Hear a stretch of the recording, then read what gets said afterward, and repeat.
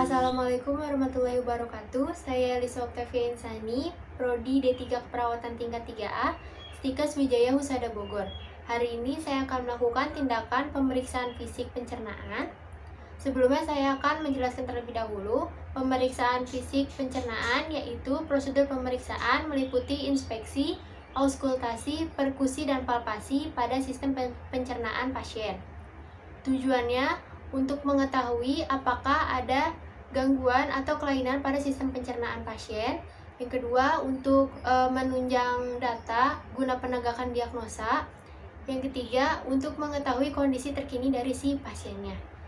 Indikasinya biasanya dilakukan pada pasien-pasien yang diduga mengalami gangguan atau kelainan pada sistem pencernaan.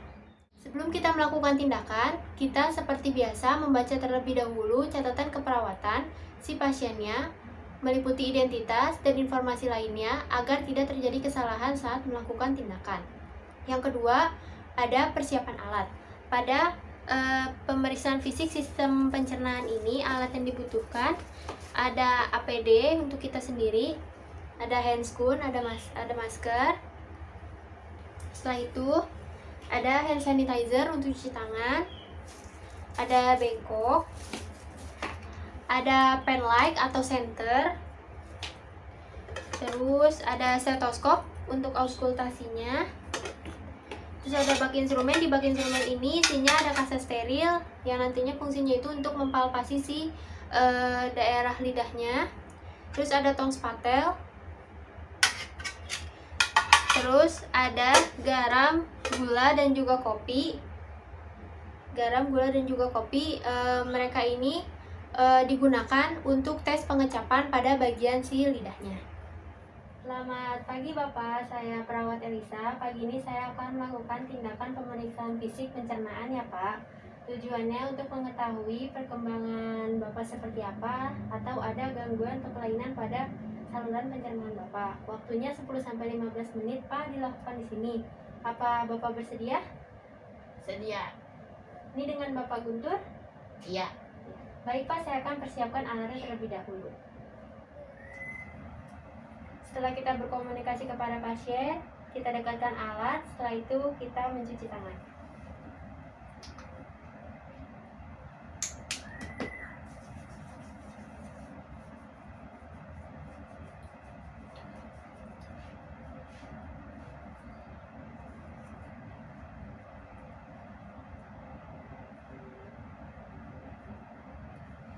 Setelah kita mencuci tangan, kita menggunakan handscoon. Tapi sebelumnya kita menutup sampiran terlebih dahulu untuk menjaga privasi pasien. Kita memakai aseptik.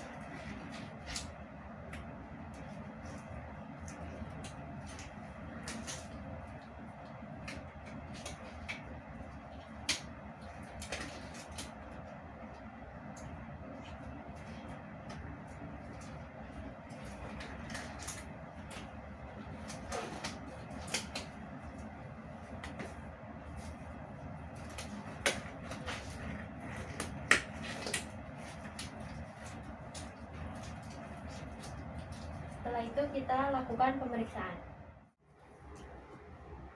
Pemeriksaan pertama kita mulai dari mulut. Bapak coba dibuka dulu maskernya. Kita lakukan inspeksi pada bagian bibirnya. Warnanya seperti apa? Ada sariawannya nggak Pak? Ada. Oh, ada. Terus ada kelainan atau tidak? Setelah itu kita lihat bagian gusinya. Gusinya ada peradangan atau tidak? Terus di bagian giginya. Di bagian giginya kita lihat ada karies atau tidak? Coba apa? Ada pendarahan atau tidak? Setelah itu di bagian lidah. Di bagian lidah coba Pak A, diluruskan lidahnya. Kita lihat lidahnya kotor atau tidak. Dan lihat di bagian tepi lidahnya. Jika tampak hiperemik berarti mengalami demam tipoid. Setelah itu kita lakukan palpasi pada bagian lidahnya dengan menggunakan kasa. Coba Pak, lidahnya sakit nggak Pak? Enggak ya.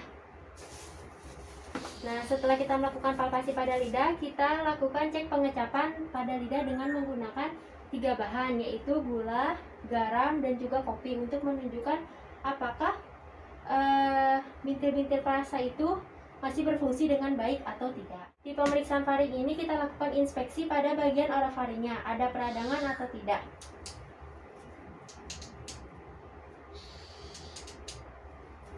Coba Pak A, lidahnya dijulurkan. Ya, tidak ada perdarahan, tidak ada sekret ya Pak. Nah, setelah itu kita lakukan pemeriksaan pada bagian tonsil. Tonsil itu bagian amandanya. Kita sorot seperti tadi. Julurkan lagi lidahnya Pak. Tonsilnya tidak ada pembesaran ya, normal semua. Pada pemeriksaan tonsil ini ada kriterianya. Jika sudah dioperasi maka ditulisnya T0, jika normal itu T1, jika ada pembesaran tidak sampai garis tengah itu T2, jika ada pembesaran mencapai garis tengah itu T3, dan yang terakhir T4 itu sudah melewati garis tengah. Setelah itu bantu pasien untuk tiduran kembali dan kita lakukan pemeriksaan pada bagian abdomennya. Bapak dibuka dulu ya pakaian atasnya. Bagian pada perut dibagi menjadi 4 kuadran. Yang pertama di kanan atas disebut sebagai kuadran 1 dekstra superior. Di kiri atas itu dinamakan kuadran 2 sinistra superior. Di bagian kanan bawah itu ada kuadran 3 yaitu kuadran dekstra inferior, dan yang di sebelah kiri bawah ada kuadran 4 sinistra inferior. Setelah itu kita lakukan inspeksi pada bagian abdomennya. Warna kulitnya seperti apa, ada massa atau tidak, simetris atau tidak, perutnya datar atau buncit, dan bagian umbilikusnya itu menonjol atau tidak, ada luka atau tidak. Saya lihat ya Pak, normal ya Pak bagian abdomennya. Setelah dilakukan inspeksi kita lanjut dengan auskultasi.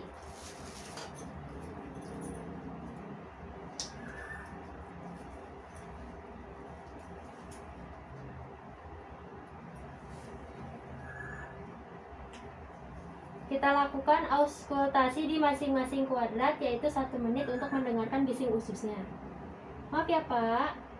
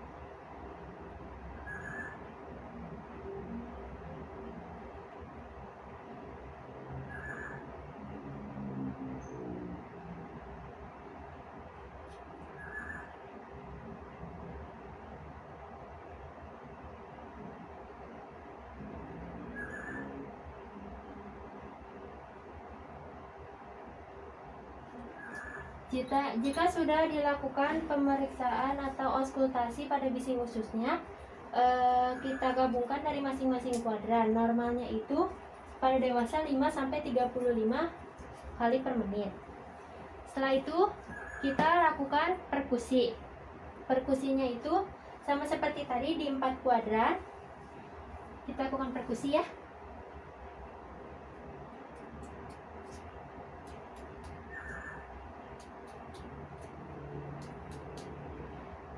Nah, setelah kita lakukan perkusi, kita dengar suaranya, normalnya itu timpani.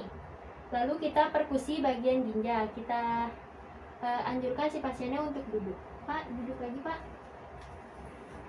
Perkusi ginjal itu di bagian belakang.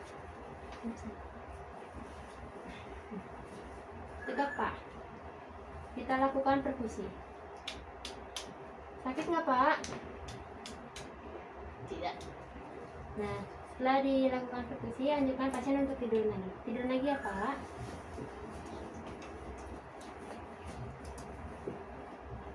Setelah itu kita lakukan palpasi pada daerah abdomennya. Saya tekan bagian perut Bapak ya Pak ya. Sakit nggak Pak? Enggak. Sakit nggak Pak? Sakit nggak Pak? Enggak. Sakit nggak Pak? Enggak. Sakit nggak Pak? Enggak. Kita lakukan palpasi secara ringan dan secara dalam. Kalau ringan tadi dengan satu tangan, seperti tadi. Kalau ini secara dalam, menggunakan dua tangan. Sakit nggak Pak? Enggak. Sakit nggak Pak? Enggak. Sakit nggak Pak? Enggak. Sakit nggak Pak? Enggak. Sakit nggak Pak? Enggak. Setelah kita melakukan pemeriksaan pada bagian abdomen, dilanjut dengan bagian heparnya. Di bagian hepar ini kita melakukan palpasi. Palpasinya itu kita lakukan di batas bawah rusuk sebelah kanan.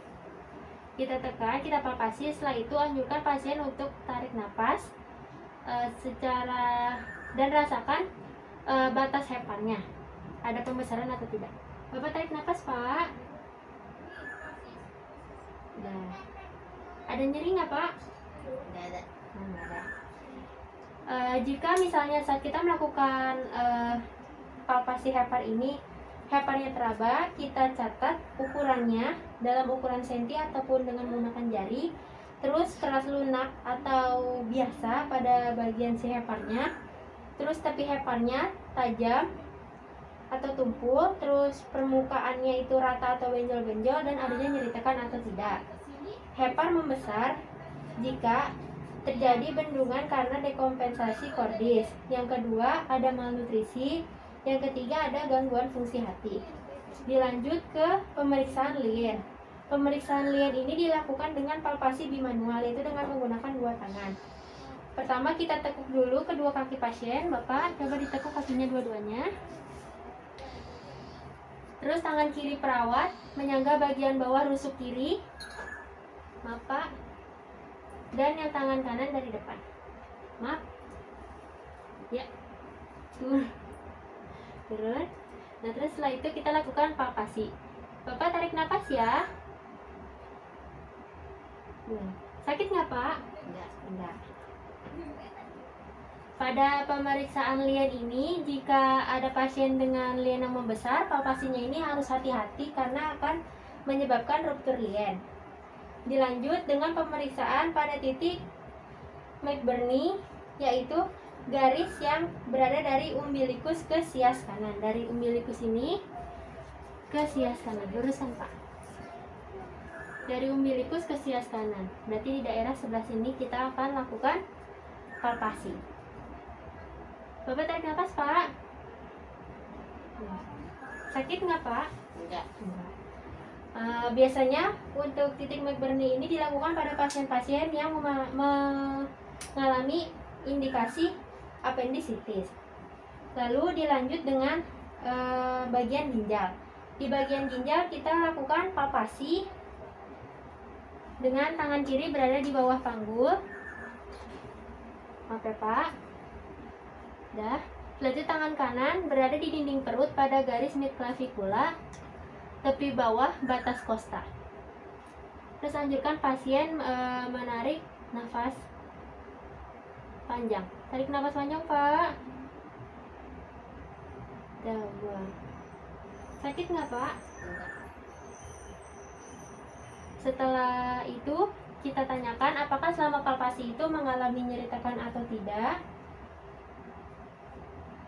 Dan dilanjut dengan bagian inguinal. Di inguinal ini kita lakukan inspeksi dan palpasi.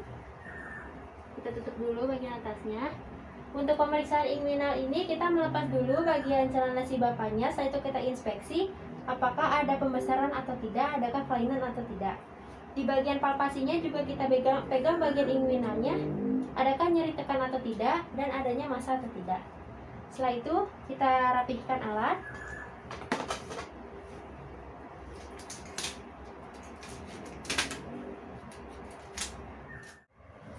kita melakukan tindakan, kita rapihkan alat. Setelah kita rapihkan alat, kita rapihkan si pasiennya juga, kita pakaikan pakaian atas pasien. Setelah itu kita komunikasi kepada pasien. Bapak, saya sudah selesai melakukan tindakan pemeriksaan fisik pada bagian pencernaan Bapak ya Pak. Didapatkan hasil tadi tidak ada nyeri tekan, tidak ada luka di daerah-daerah anggota tubuh Bapak, tidak ada pembesaran juga, cuma ada masalah di bagian mulutnya ya Pak ya, karena sariawan tadi. Bagaimana Pak setelah dilakukan tindakan perasaannya? Lebih baik. Sudah lebih baik. Baik Bapak, kalau begitu saya izin untuk kembali ke ruang perawat. Jika Bapak perlu saya, Bapak bisa menyuruh keluarga Bapak untuk menemui saya di ruang perawat atau memencet bel yang ada di belakang tempat tidur Bapak. Terima kasih Bapak atas kerjasamanya. Selamat istirahat Pak. Selamat pagi. Pagi. Setelah kita melakukan komunikasi akhir kepada pasien, jangan lupa kita mencuci tangan.